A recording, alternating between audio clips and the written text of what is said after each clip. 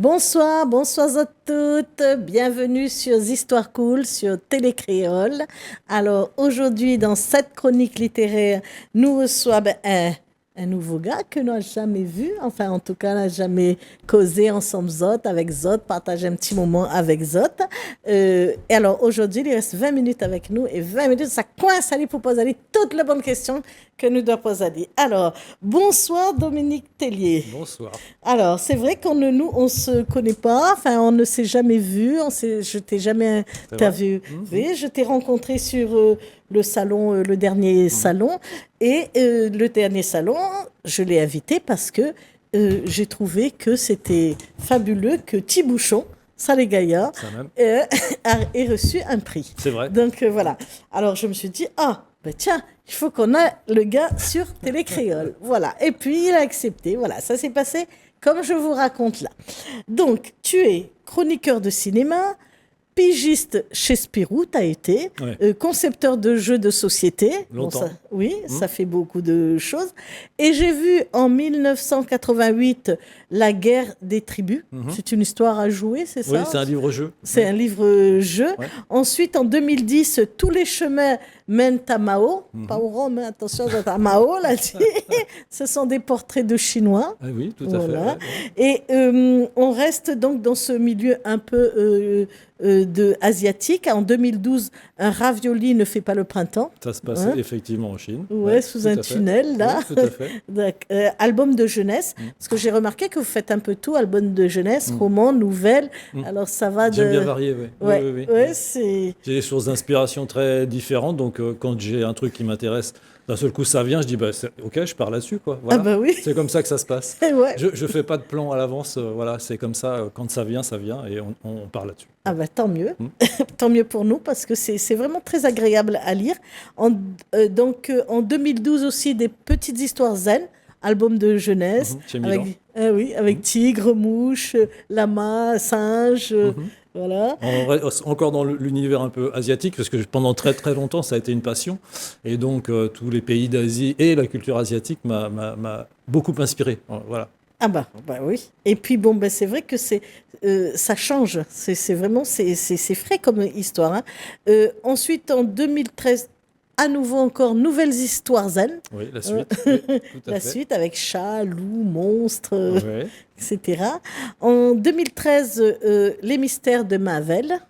Alors là, on est dans un roman jeunesse. Oui, tout à fait. Qui se passe ici à La Réunion. À La Réunion. Alors, c'est Mathieu qui marche vers un cimetière et qui entend la voix de sa grand-mère. Hein. Oui, non, mais c'est incroyable. Oui, l'histoire commence de manière incroyable puisque c'est un petit garçon qui va fleurir la tombe de sa grand-mère au cimetière de Saint-Pierre et d'un seul coup, on entend des bruits et ça provient précisément de la tombe de la grand-mère. Tellement de bruit qu'on finit par faire venir la personne qui s'occupe de ça et on sort la grand-mère et...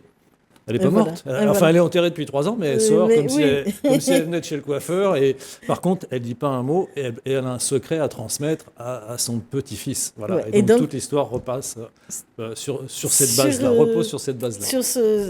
Et alors, celui que j'ai lu, le premier que j'ai lu de vous, que j'avais découvert, c'était en 2019, Une Odyssée rayonnaise. Oui. Ça, c'est le premier que moi, j'ai lu. Donc, c'est les sentiers et tous les sentiers insolites, hein, comme moi, je fais du trail aussi.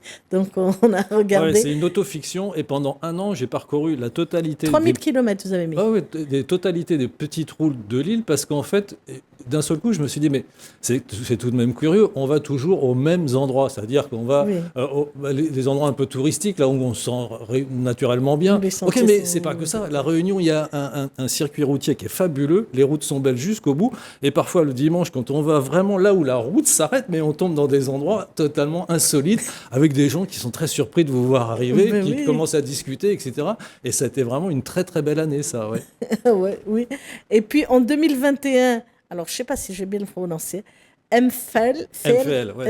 Alors là, c'est dans un registre totalement différent. Ouais. C'est de la science-fiction. Alors, c'est pas tout à fait science-fiction, c'est plutôt de la fantaisie. Voilà, donc dans un univers totalement inventé, avec un personnage à qui il arrive des aventures incroyables, quoi. Voilà. Oui, parce qu'il va chercher de l'eau. C'est une quête de l'eau, hein, là. Ou c'était que le début? Pas exactement. En fait, il s'aperçoit qu'il est l'héritier d'une très ancienne tribu dont il avait perdu la trace. Il est orphelin.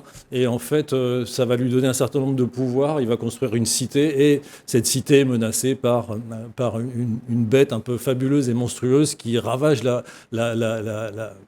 planète Orion en question. Et voilà.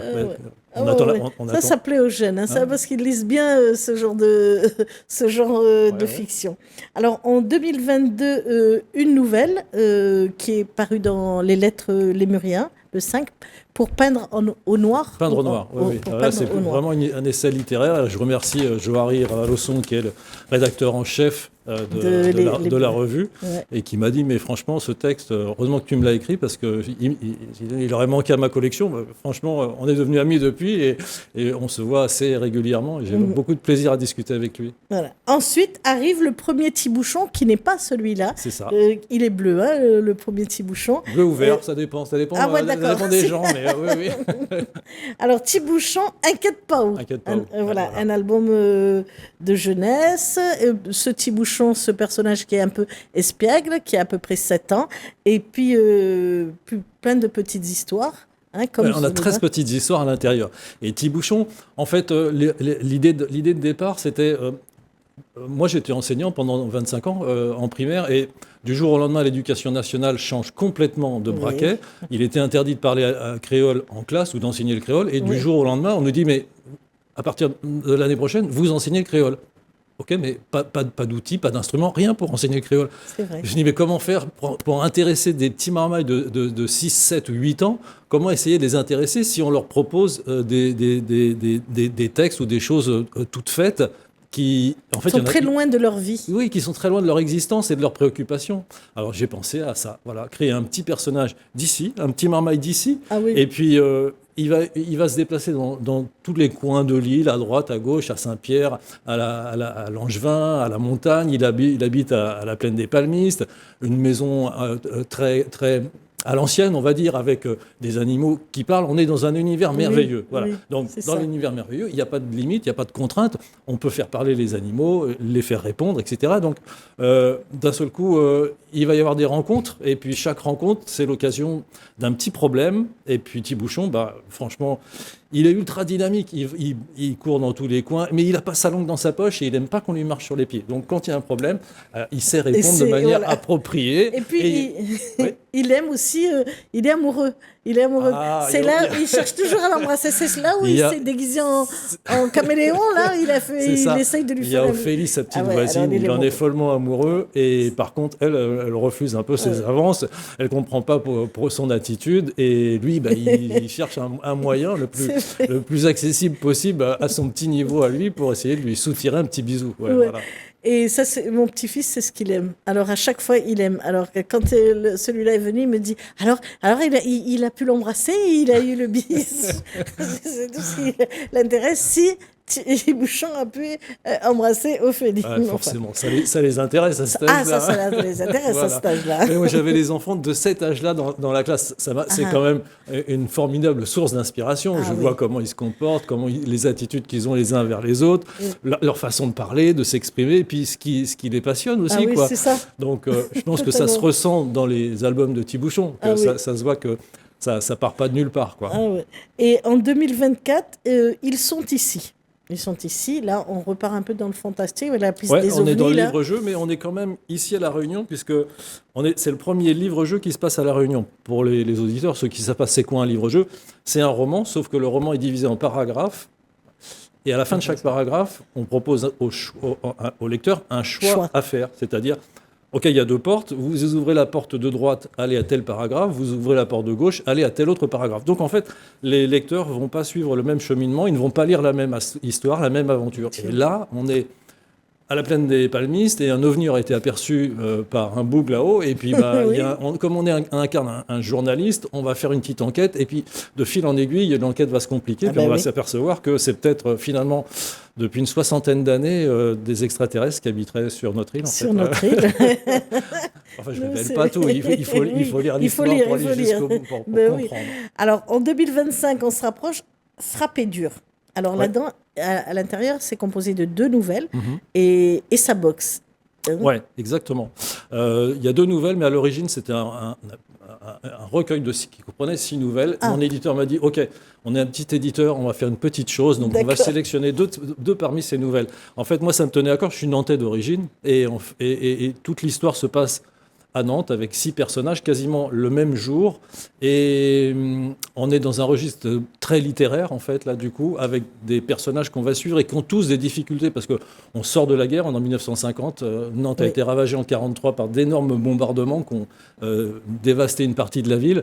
Et tout est en reconstruction. Les personnages et la ville sont en reconstruction. Donc je fais un parallèle entre les deux et on essaye de voir comment tout ça se reconstruit, les difficultés auxquelles les personnages et la ville sont confrontés, intimement liés, quoi. Ah ben oui. Et ensuite, donc, on arrive sur ces 2 qui nous concernent aujourd'hui. Le 20 Décembre. non, décembre, oui. 2025, pardon, je mélange tout. 2025, décembre. Là, on fait un bond en arrière. Hein. On fait un bond dans l'histoire. On est en 1718 et c'est une nouvelle avec un esclave et un chasseur d'esclaves. Ouais, alors là, on est dans un registre beaucoup plus dramatique, hein, puisque en 1718, on a une soixantaine d'années après le début du peuplement de l'île de la Réunion, et l'esclavage est déjà bien mis en place, bien installé. On estime à peu près 2000 à 2500 le nombre d'habitants sur l'île. La moitié sont des esclaves, ok. Et donc, il y a aussi des gens qui s'enfuient déjà. Oui. Et là, on est sur le cirque de Sillaos. Il y a 2 personnages principaux, Gruchette, qui est qui est un chasseur d'esclaves, et Décembre, qui est un esclave en fuite depuis un an déjà. Ok, il s'est associé avec d'autres pendant un moment, il repart tout seul, etc. Et il y a une chasse aux esclaves, et lui est touché tout le monde part un peu partout. Ouais. Et finalement, il pense qu'il s'en est sorti, qu'on l'a oublié. Pas du tout. Il y a un dernier chasseur d'esclaves qui est là, Gruchette, et qui lui tire une balle, un plomb dans le ventre. Il s'écroule et finalement, il tombe de la crête sur laquelle il se trouvait. Et il tombe pas dans le vide. Il y a un petit escarpement, il y a un petit bout de rocher grand comme cette table, à peu près un peu plus grande, quoi. Et il tombe là-dessus. Et Gruchette, lui, veut vérifier qu'il a bien tué son esclave. Bien corrigé, et il tombe lui aussi. Donc ils sont tous les 2 blessés, prisonniers de ce petit bout de rocher. Oui, c'est ça, avec le vide devant eux et la falaise derrière. La situation est totalement dramatique. Ils se détestent, a priori, ils viennent d'univers totalement différents, ils ont des cultures différentes. Et qu'est-ce qui va se passer, en fait? C'est le petit thriller historique repose sur cette question. Qu'est-ce qui va se passer lorsque la mort approche? Finalement, c'est de ça dont on parle, et qu'on n'a aucun moyen de pouvoir s'échapper. Ils essayent, hein. Ils trouvent des solutions au départ, ils font des tentatives. Hein, et puis ils essaient de se tuer aussi. Hein. Au départ, c'est ça l'idée, quoi. Hein. Ils essayent de se tuer. Gruchette veut terminer le travail, et puis Décembre veut évidemment se défendre, quoi. Et lui non plus n'a pas sa langue dans sa poche, et Gruchette découvre que c'est pas si simple de vivre ensemble. Non. Alors évidemment, le roman, la nouvelle fonctionne d'un point de vue au premier niveau, d'un point de vue strictement narratif, comme un petit thriller, mais on peut aussi considérer ça que c'est un peu comme une sorte de symbole du peuplement de notre île, quoi. On vient tous d'univers différents, on a tous des histoires différentes, on cohabite ici, c'est une sorte de miracle quand même, quoi. Bien sûr. Que la terre entière nous envie. Et ok, mais qu'est-ce que ça implique comme cheminement de pensée, en fait. Voilà. C'est ça qui m'intéresse. Et l'idée géniale que j'ai trouvée que vous avez eue, c'est quand cette histoire de sacoche. Parce que vous auriez pu trouver plein d'autres choses pour essayer de créer un lien ou de créer une discussion qui sort un peu du domaine où je te tue, tu me tues. Bien sûr, ça serait... si ça s'arrêtait là, ça n'aurait pas d'intérêt, bien sûr. Ouais. Et j'ai trouvé que cette histoire de sacoche qui était là... Voilà. Alors, ce qu'il faut expliquer, c'est qu'il y a la besace de Gruchette qui est restée accrochée 2 mètres au-dessus. Ok, mais cette besace, il y a peut-être à l'intérieur ce qui va leur permettre de s'en sortir. Ouais. Pour prévenir des gens qui sont peut-être encore pas si éloignés que ça, il y a une ensive à l'intérieur, c'est-à-dire cet instrument, ce coquillage qu'on utilisait, dont on se servait pour réveiller les habitations, donc les esclaves qui allaient travailler dans les champs et à partir de l'habitation. Et aussi des gourdes, de quoi manger, peut-être un petit espoir d'aller plus loin, de continuer encore un petit peu, voilà. Et donc tout cet espoir, il est réuni dans cette besace, et cette besace va finir par les réunir. Ben oui, évidemment. Et donc 2025 toujours. Donc notre petit bouchon Salé Gaillard. Donc voilà, celui-là, il reçoit en 2026 le prix Un bébé livre mamaille. C'est ça. Ouais. C'est une belle surprise, ça. Hein. Ouais. Alors, ça fait quoi parce que j'ai pas vu si les autres ont eu des prix, hein. Je ne sais pas. C'est la première fois que je reçois un prix officiel comme ça. Alors, qu'est-ce que ça fait? Parce que ça fait du bien. Ça fait... parce que vous avez déjà écrit beaucoup. Je veux dire, c'est pas votre première écriture. Des fois, quand c'est le premier, là, on est encore voilà. Et ça vient quand même comme une récompense au bout d'un Mais je vois bien à quel point, quand je suis invité parfois dans les classes ou dans les écoles pour faire des interventions, les enfants accrochent énormément avec Thibouchon. J'ai même eu droit à des petites pièces de théâtre, des petites scénettes où les élèves se mettent en scène eux-mêmes. Il y en a un qui incarne Thibouchon, un deuxième personnage s'il s'agit d'un animal ou d'Ophélie, etc. Et je sens bien que les enfants, ça brille un peu dans le fond de la prunelle, quoi. On sent bien qu'ils sont vraiment totalement en accord avec le personnage. Donc, quelque part, je suis surpris et agréablement et heureux d'avoir reçu ce prix. Mais je me dis, peut-être ça correspond à quelque chose qui manquait, où les enfants se retrouvent vraiment dans des histoires qui se passent entièrement ici. Et puis bon, il faut quand même bien insister sur le fait que on peut lire l'ensemble des histoires en français, mais c'est surtout français et créole. C'est-à-dire que c'est bilingue. Vous voyez là, c'est bien marqué créole et bilingue. Et c'est vrai que à l'intérieur et en deux écritures, on voit bien. Je vous montre. Tous les dialogues sont d'abord présentés en créole. En créole. Et ensuite, voilà. Et quand on le lit, quand on le lit en créole, tout de suite, ils sont émerveillés. Oui, parce qu'ils disent, mais on peut faire ça, ça parle de nous. Il y a des livres dans lesquels on parle comme nous, quoi. Donc ça, c'est incroyable. Voilà. Alors, le premier, j'ai pensé à cette pub qu'on voyait à un moment. Papa, dis-moi comment on fait un enfant. Il est en train d'ouvrir le lait, là. J'y ai pensé également. Moi, j'y ai pensé quand j'étais en train de le lire. Je me suis dit, tiens. Et donc, il va voir son papa. Il va voir d'abord sa maman, son papa, pour aller leur dire. Tout le monde se repasse la question embarrassante. Hein. La maman dit, ton papa connaît mieux que ça. Et puis le papa, après avoir essayé de tenter de lui expliquer avec des mots pas trop compliqués, il renonce, il dit je t'expliquerai, tu comprendras mieux lorsque tu seras un vrai monsieur, un vrai bonhomme, quand tu seras grand. Ouais. Et là, lui, il a sa petite idée dans sa tête et il va grandir en 3 minutes. Il file dans la salle de bain, il fait en sorte de grandir, il revient, il dit voilà, maintenant je suis grand. Ouais. Alors il faut peut-être insister sur la qualité des illustrations de Sébastien Peulon, qui est quand même un très grand illustrateur. Et je sais que, je suis content de voir qu'il y a un retour positif sur les histoires, mais je sais que quand on entre dans une librairie, la première chose qu'on fait, on ne va pas lire tout le livre, on va regarder les images, la couverture, etc. Donc l'impact de la qualité des illustrations de Sébastien, il est évident aussi dans la réception de ce prix. Je le remercie pour ça, on partage le prix à tous les deux. Parce que quand ils veulent revenir sur l'histoire du scarabée, ils montrent. Voilà, c'est celle-là que je veux que tu me racontes encore. C'est ça. Raconte-moi encore cette histoire-là. Les illustrations sont superbes et elles sont très très importantes dans le succès de Thibouchon, quoi. Oui. Et donc puis on retrouve Ophélie, pour ceux qui sont comme mon petit-fils et qui adorent Ophélie. Donc moi je vous souhaite de bonnes découvertes. On arrive à la fin, Dominique, et comme d'habitude je pose toujours une question à mes invités.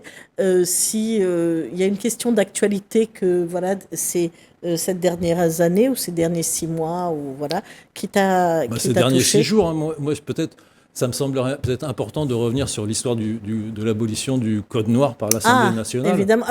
D'un Nantais, oui. Voilà, c'est ça. Évidemment. Parce que j'ai l'impression que plein de gens, mais y compris moi, je ne savais pas que le Code noir n'avait pas été officiellement aboli. Évidemment, il n'était plus en application, mais ça semble quand même une aberration. Une aberration, une hérésie. Et donc, Ça prouve bien quelque part l'espèce d'amnésie collective qu'il y a sur cette question-là. Il y a encore un énorme travail à fournir. Évidemment. Voilà, je pense par les autorités françaises, y compris aussi par l'éducation nationale. Il faut vraiment ramener ça pour qu'on soit vraiment conscient du mal qui a été fait, de notre histoire douloureuse, quoi. Et donc, et ça c'est bien. Et donc, voilà, de voir ces sénateurs issus des îles, là, qui tombent en pleurs en oui, disant ça, en racontant l'histoire de leur famille, c'est touchant, c'est beau, quoi. C'est indispensable. Ouais. Bah oui. Voilà, alors sur ces belles paroles, nous allons nous quitter. Et puis, Noudia Zot nous retrouve bientôt avec une autre grande autrice. À très bientôt. Merci, au revoir. Au revoir.